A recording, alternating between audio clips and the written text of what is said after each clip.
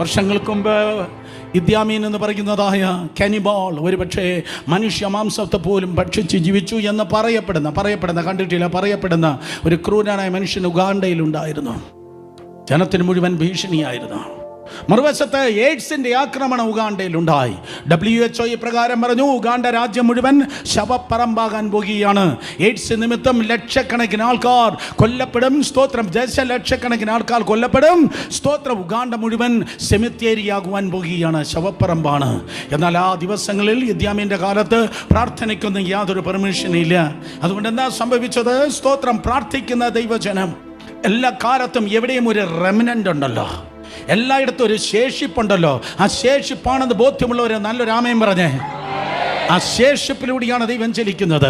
ആ ശേഷിപ്പ് സ്തോത്രം. അതേ നാട്ടിൽ നിന്ന് പ്രാർത്ഥിപ്പാൻ അവർക്ക് അനുവാദമില്ലാത്തത് കൊണ്ട് അവർ കാട്ടിലേക്ക് ഓടിക്കയറി, ആഫ്രിക്കൻ കാട്ടിലേക്ക് ഓടിക്കയറി. പക്ഷികൾ ചലക്കുന്ന ശബ്ദത്തിൽ, മൃഗങ്ങൾ ഓരിയിടുന്ന ശബ്ദത്തിൽ എന്ന പോലെ ആത്മാവിൽ പ്രാർത്ഥിപ്പാൻ തുടങ്ങി. പക്ഷികൾ ചലയ്ക്കുന്നു, മൃഗങ്ങൾ ഓരിയിടുന്നു, അറിയത്തില്ല. ജനം പ്രാർത്ഥിക്കുകയാണ്. ചർച്ച് ഹാളിലല്ല, കാട്ടിൽ.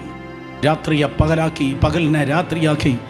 സ്തോത്രം. ആയിരക്കണക്കിന് ജനം പ്രാർത്ഥിച്ചു. ഞാൻ ഉഗാണ്ട പോയപ്പോൾ 70%, 70% അന്യഭാഷ പറയുന്ന ജനമാണ് ഉഗാണ്ടയിൽ.